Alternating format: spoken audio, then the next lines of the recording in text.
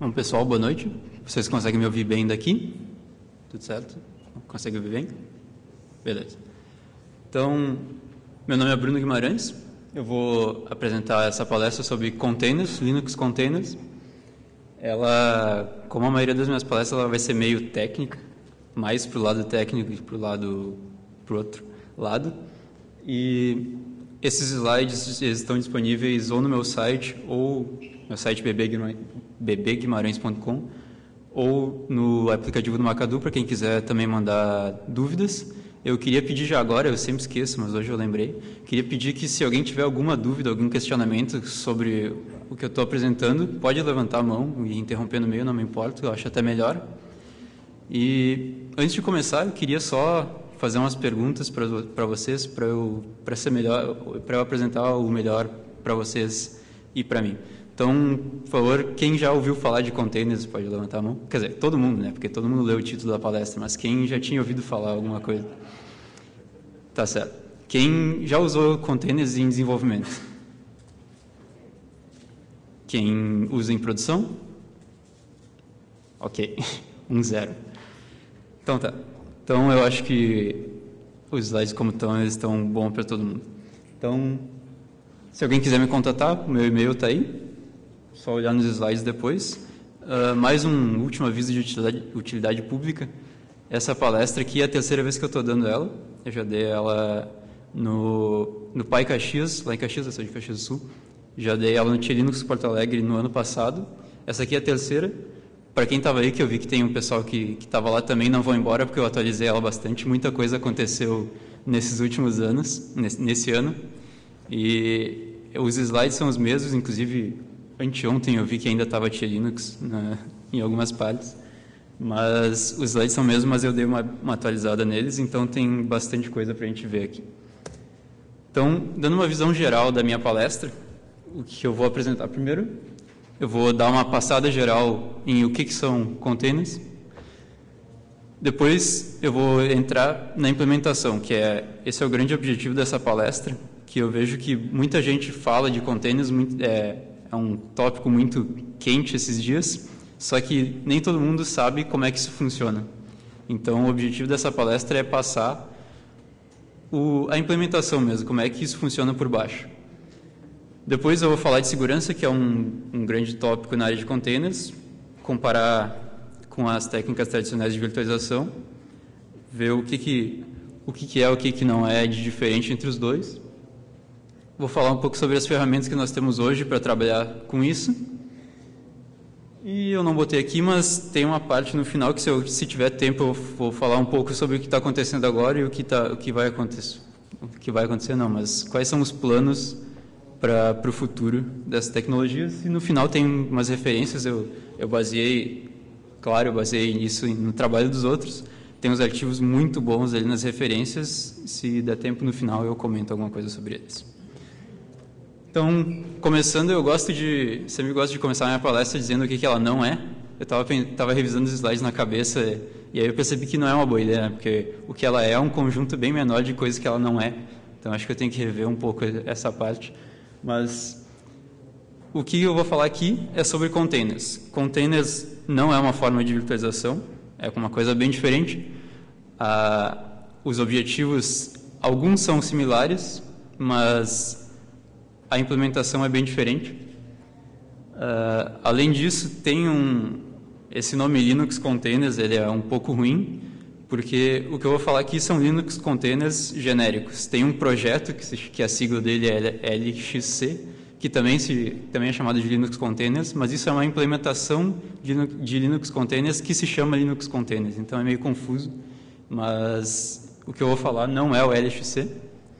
Também não vou falar de Docker, mas não é o objetivo da minha palestra.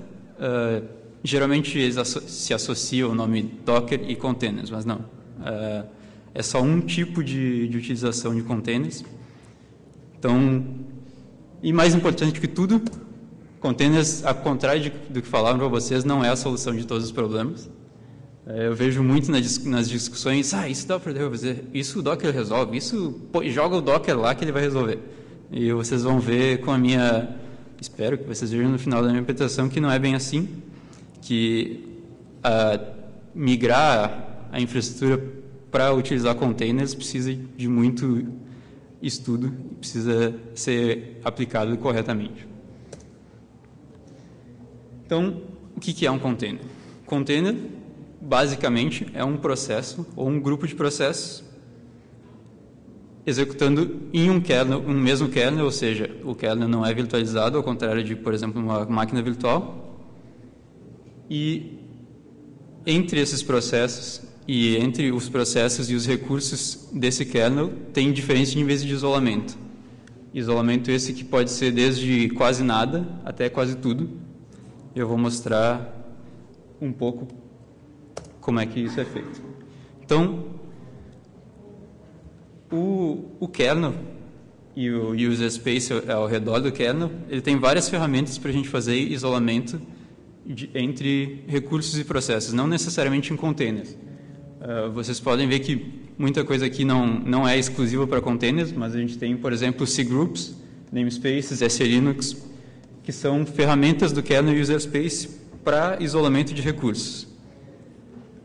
Só que o problema não, mas uma particularidade disso é que são APIs de baixo nível. Então, geralmente se pega um livro desses que fala sobre toda a API do kernel e se estuda.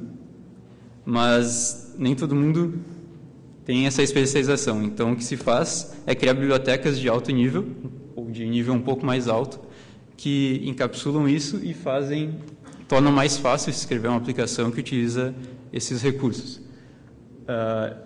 Se alguém estava na palestra do Lennart ontem, Lennart Potten ontem ou hoje, já viram que ele roubou todos os meus demos, mas acho que ele pode. Por exemplo, o Systemd Spawn, ele mostrou que é uma dessas ferramentas que se pode usar, o próprio LXC, como eu comentei. libvirt também tem suporte. E, além disso, a gente tem caras que vão ainda mais acima, por exemplo, o Docker, que ele tem o conceito de drivers. Eu posso usar a ferramenta Docker e ele pode usar qualquer um desses como, digamos, um back-end. Ele tem também a própria biblioteca, o libcontainer, que recentemente teve várias alterações, que eu vou comentar na parte do futuro. Então, algumas das vantagens. Com licença. Alguém tem alguma pergunta até agora? Certo, sim. Quais são as vantagens de se trabalhar com container? A primeira vantagem é que é uma tecnologia relativamente nova. Como vocês vão ver nos próximos slides, as ferramentas do kernel elas não são tão novas assim, mas essa ideia de aplicar containers em sistemas, ela cresceu mesmo, ela, digamos, estourou mesmo nos últimos tempos. E se vocês acompanham as notícias, agora digamos, uma área em grande expansão, todo dia tem alguma coisa nova. E se vocês acompanharam repositórios desses projetos, é muita alteração por minuto. Vantagens sobre os containers é que o kernel é compartilhado. Então, ou seja, o hardware em si não é virtualizado. Com isso eu consigo uma inicialização e uma performance maior, porque eu tenho um overhead muito menor. Eu não tenho uma pilha de hardware sendo emulada, é direto, os processos eles conversam direto com os drivers do hardware.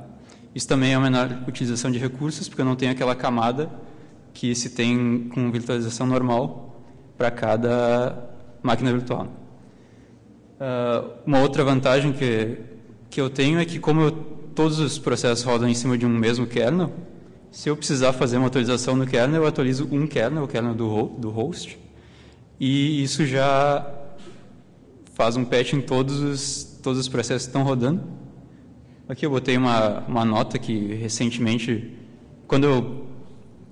na outra vez que eu dei essa palestra ainda não tinha entrado, mas agora já está no kernel o live patching, então não é mais uma vantagem tão grande, mas ainda continua sendo uma característica de se usar containers. Bom, se a grande vantagem de containers é que é uma tecnologia nova em expansão e que o kernel é compartilhado, a grande desvantagem é isso. É uma tecnologia nova, ela não tem anos e anos de teste em produção, como a virtualização tem. Está em grande expansão, então todo dia alguma coisa muda, principalmente essas coisas mais novas, estilo Docker, Rocket. De uma versão para outra já muda tudo. Eu não sei se vocês acompanham, mas teve a DockerCon agora 1 ou 2 semanas atrás. E, por exemplo, da versão 1.6 para 1.7, que é que eles lançaram, eles reescreveram toda a pilha de rede. Então, é uma tecnologia nova. Além disso, o kernel é compartilhado. O hardware não é virtualizado, então se eu quiser, não sei, emular uma placa de rede diferente, eu não consigo, porque eu estou trabalhando direto com a interface física. Eu também não consigo mudar o kernel, eu não consigo usar uma versão diferente do kernel, eu não consigo usar uma arquitetura diferente ou um sistema operacional diferente, porque é o mesmo kernel que está rodando por baixo. E o grande inimigo, um exploit no kernel de um container qualquer vai afetar todos os containers porque é o mesmo kernel rodando. Bom, eu pesquisando, lendo, na verdade, nem relacionado à palestra, mas eu achei um artigo bem legal no blog da New Relic, que eles estão começando a colocar containers na infraestrutura deles, e eles comentam uma coisa que eu já tinha percebido, que uma das grandes vantagens de se começar a trabalhar com containers não é a tecnologia em si, não é a facilidade que eles dão, mas é como isso muda a cabeça de quem está implantando sistemas. Começa como diz aqui, melhora as práticas de engenharia, porque faz tu refatorar a tua infraestrutura de um jeito diferente. Isso aqui é quando eu fui dar essa palestra na outra vez, e eu falei para um colega meu de trabalho, ele mandou isso aqui, se alguém conhece, é uma extensão do Chrome e do Firefox que muda toda a menção de container para isso aí. É da época que